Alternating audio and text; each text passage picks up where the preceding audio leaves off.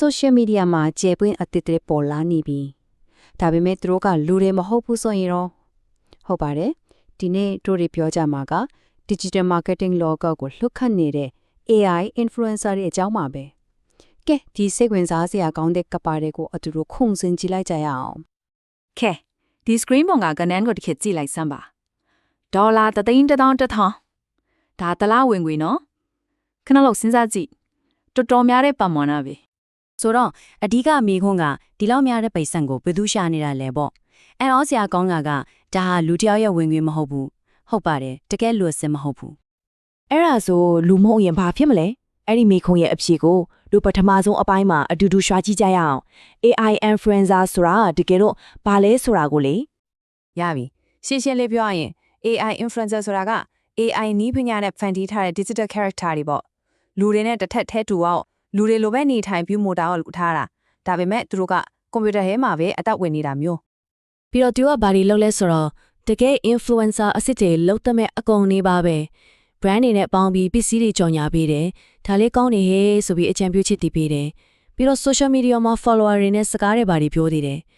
အလောက်ကအတူတူပဲလူမဟုတ်တာတခုပဲကွာတာကဲဒါဆိုရင်အရေးကြီးဆုံးမိကုန်းစီရောက်လာပြီဒေါ်လာ3,000,000ကျော်နဲ့မိကုန်းပေါ့တကယ်ပဲဒီလို virtual ပုဂ္ဂိုလ်တွေကလက်တွေ့ကဘာမှာဒီလောက်များတဲ့ပိုက်ဆံလေးကိုဘလို့များရှာနေကြတာလဲတကယ်တော့ဝင်ငွေရတဲ့ပုံစံကရှင်းရှင်းလေးပါ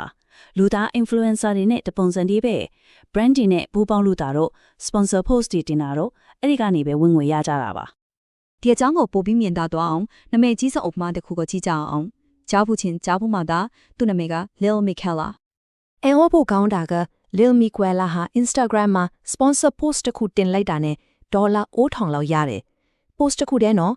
ဒါရက်ဒီ digital ပုဂ္ဂိုလ်တွေရဲ့ဈေးကွက်တန်ဖိုးဘယ်လောက်ထိကြီးနေပြီလဲဆိုတာကိုပြနေတာပဲကဲတို့ရီဒီ season စမပြောခဲ့တဲ့ influencer ကိုမှတ်မိသေးလားအချီယာနာလိုဘတ်လေအခုသူစီကိုပြန်သွားပြီးအဖြေရှာကြည့်ကြရအောင်ဟုတ်ပါတယ်ဒါပါပဲအေတနာလိုဘက်စ်ရဲ့တလဝင်ငွေကဒေါ်လာ3,100,000အထိရှိနိုင်ပါတယ်တလဒီနော်ဒါကအစကမေကွန်းရဲ့အဖြေဖြစ်တယ်လို့ AI influencer တွေရဲ့ဝင်ငွေရှာနိုင်စွမ်းကဘလောက်တောင်ကြီးမားနေပြီလဲဆိုတာကိုမီးမုံထိုးပြနေတာပဲဒါဆိုရင်စဉ်းစားစရာဖြစ်လာပြီလေဟုတ်တယ်မလား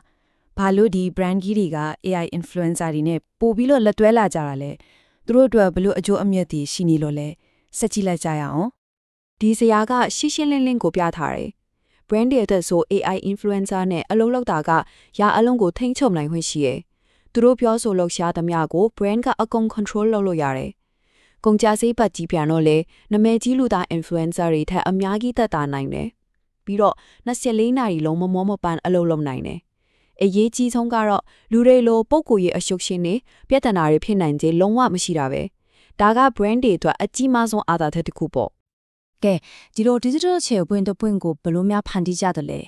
နားထောင်ကြည့်ရင်တော့တော်တော်ရှုပ်ထွေးမဲ့ပုံပဲเนาะဒါပေမဲ့တကယ်တမ်းမှာတော့ဒီ pricing ကထင်ထားတာထက်ပိုပြီးရိုးရှင်းပါတယ်အခြေခံအားဖြင့်တော့အဆင့်3ဆင့်ပဲရှိတယ်ပထမဆုံး Midjourney တို့ Leonardo AI တို့လို tool တွေသုံးပြီး influencer ရဲ့ရုပ်ရည်သွင်းမြင်ကိုဖန်တီးရတယ် character တစ်ခုကို design ဆွဲလို့ကိုဒုတိယအဆင့်ကတော့ text to speech tool တွေနဲ့တူကတူအတန်တစ်ခုဖန်တီးပေးရမယ်နောက်ဆုံးမှာတော့ video စစ်လို tool တွေသုံးပြီးအဲ့ဒီ AI မျက်နှာကိုလှူရှားသက်ဝင်စေက video အဖြစ်ပေါင်းဆက်လိုက်ရုံပဲဒါဆိုရင် AI influencer တယောက်ရသွားပြီဒီအချက်လက်တွေအားလုံးကိုခြုံပြီးကြည့်လိုက်တဲ့အခါဘယ်လိုအဓိပ္ပာယ်ထွက်လာလဲဒါကခဏပေါ်လာပြီးပျောက်သွားမဲ့ trend တစ်ခုလားဒါမှမဟုတ် digital marketing ရဲ့အနာဂတ်လမ်းကြောင်းအမှန်တကယ်ဖြစ်လာမှာလားအဓိကအနည်းချုပ်ကတော့ဒီမှာဖော်ပြထားသလိုပါပဲ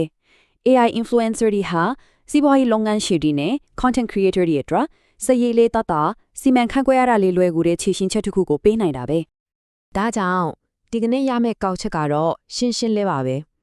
ဒီနေ့ပညာကစမ်းသပ်ကြည့်တဲ့အသက်ဆန်းတစ်ခုမဟုတ်တော့ဘူးအနာဂတ် digital marketing ရဲ့ပုံစံကိုပြောင်းလဲပြမဲ့အဓိကကျတဲ့အခန်းကဏ္ဍကနေပါဝင်လာတော့မှတေချာနေပါပြီ